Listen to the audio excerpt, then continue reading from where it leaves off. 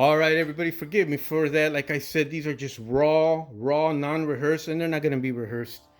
Quickie videos, and it's a video I'm doing just for Tim Sears for the wonderful advice he passed along to me, and we're going to experiment together, Tim. So for whatever reason, wonderful modern technology decided to cut itself off automatically. So we're going to do this quick part two. But anyways, what we're going to do, Tim, on this particular case, this is my jig for making metal frames for AMT 125th kits. And I went ahead and pre-drilled, pre-cut where the rails are going to be sitting. That way I can solder it. It stays nice and square. But we're going to use this for punching rivets today, sir. Okay. We'll insert that piece of brass in one of the grooves. That will be our backstop, so we could punch a whole line of rivets using this method, which is half what you suggested and half, I guess, what I came up with. And that will be a nice uniform straight line, hopefully. So what I'm doing here, Tim, is I'm not using a lot of pressure. I'm just basically counting on the gauge stop to stop the drill press for me. And, you know, oops, there we go. Using the backstop. I apologize if my hands are covering the view. Using the backstop, we're going to have a nice straight uniform line of rivets.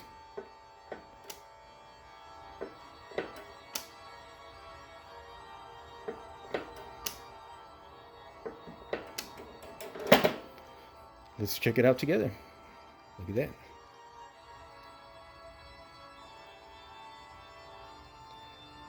Tim, you're on to something, sir. I may be tweaked it a little bit more where we can not necessarily use the needle, but a nail, a simple finishing nail. Look at that, sir. So if you guys, anybody is watching this and thinks that's actually pretty neat, hats off to Tim Sears. Sir, you came up with this goodie. So I applaud you, sir. And let's take it one step further. Let's actually try it on a piece of metal. What do you think, Tim? Are you a betting man, sir? I think this is gonna rock and roll, man. The sheet of metal I'm using is aluminum. It's nice and soft. In the model world, basically we use brass, maybe tin, or aluminum. Even in the model railroading brass hobby, which I was involved with for a good chunk of my life, this is the mediums we use.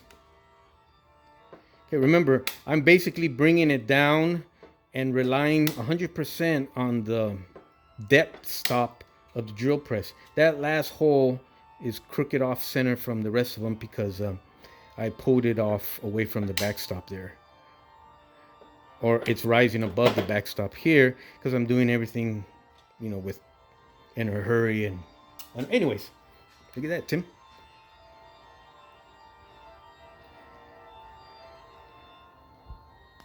So my guess is, if you can discount those two holes, that came out as straight as a rail, or those three rivets.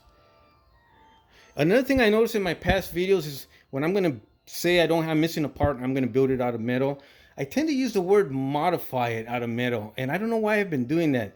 It's fabricate, dumbass. Fabricate the parts out of metal, the parts that I'm missing. But I noticed that and I had to bring it up. But anyways, Tim, sir, you are on to something. Took zero effort. That's just a nail with the head ground off and the sharp point grounded down so you don't punch a hole through everything. But there you go, sir. You're on to something. Not only myself, but I'm sure there's other modelers here on YouTube that really are curious about this method, and you have piqued their interest. So would it work on the cab over project? I don't know, but am I willing to try? I have another one of those kits that I may bring out in the future. Yeah, I'll try it.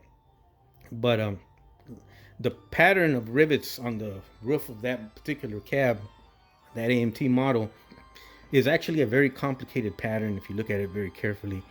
That would be hard to simulate correctly or accurately without having all sorts of, you're going to have to make all sorts of jigs for each individual pattern.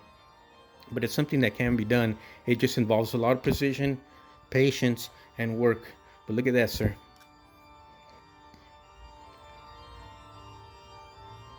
Okay, so no heat required. Don't use your needle nose points. Oh, I guess you can, because, well, they wouldn't work on this baby. And on pliers, you're never going to have the correct, accurate depth, uniform depth for all of them going across. So let's walk on back over to the bench. I'm going to unhook the camera here. You guys bear with me.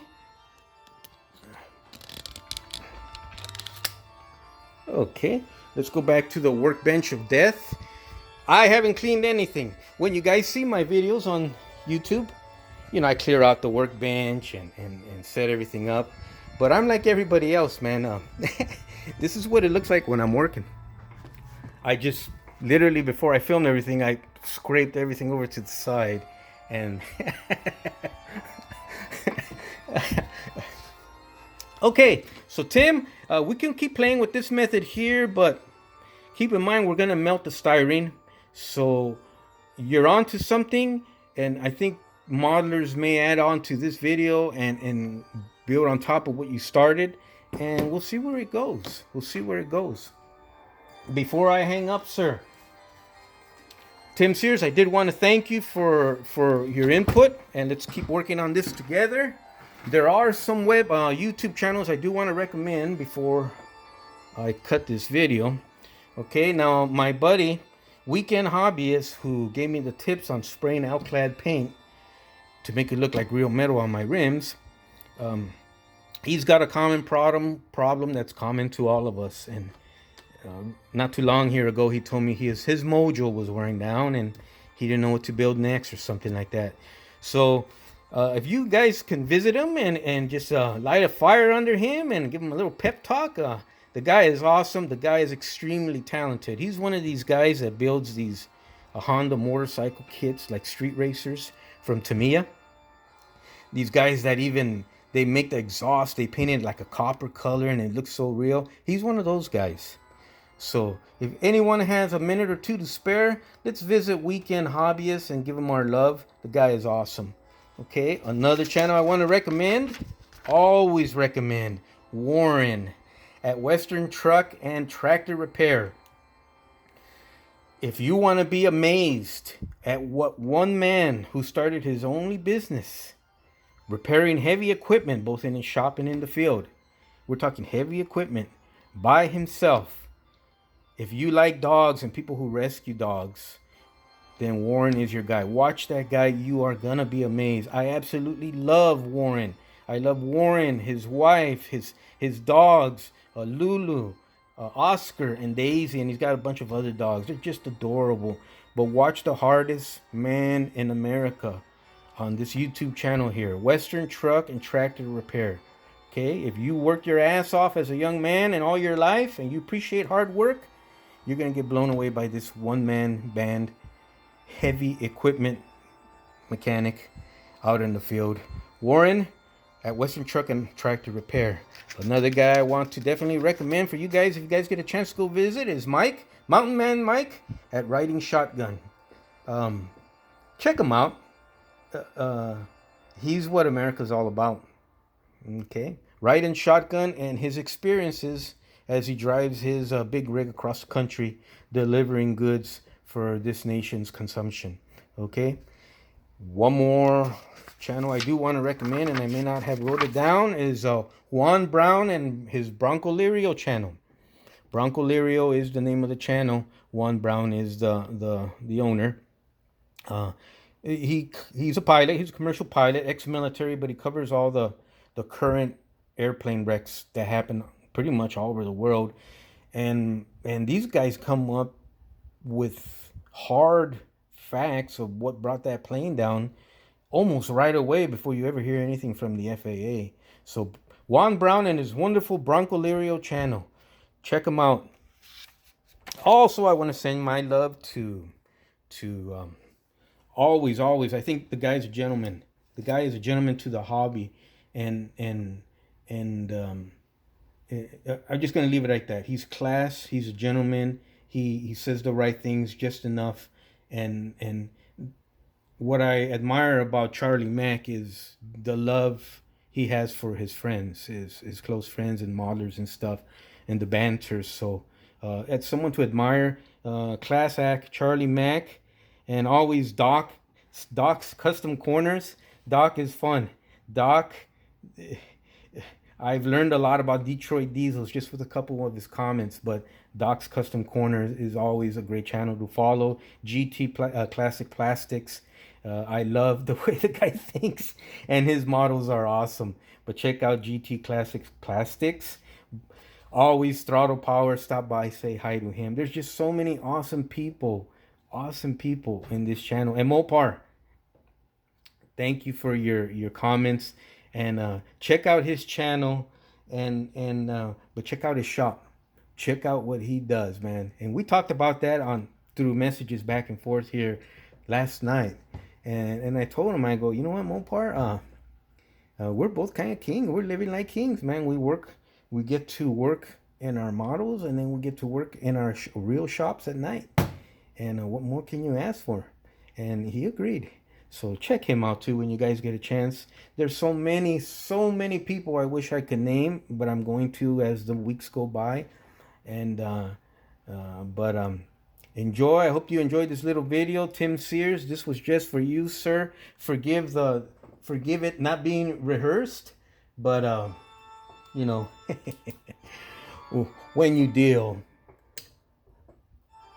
with pure evil, you're not gonna have time to rehearse, right? So I don't know. You can either tackle this project or blow it away or ignore it or be scared by it, or why don't you drop your cell phone and put Facebook aside for a second, and why don't you join me on a trip to World History's Miniatures House? Okay, let your imagination come back to the surface. Screw what Facebook is telling you. All these goofy politicians with their fake promises, all that BS. Well, you saw what mankind can build with my videos yesterday of the custom blimp hangers. I said in those videos yesterday that those were the 2 largest wooden structures in the United States. Wrong. 2 largest wooden structures in the world, built by man. Okay, so why would this project here stump you? Okay, you go on, use your imagination, ask questions, see what other guys are doing here on this YouTube community. Okay, look what Tim Sears did. He came up with some ideas. He says, hey, will this work? I go, you know what, let's check it out. And so well, my little friend, you're something else. But you guys take care. Have an awesome long weekend. Have a blessed weekend, and we will keep in touch. Tim Sears, thank you, sir. Oh yeah.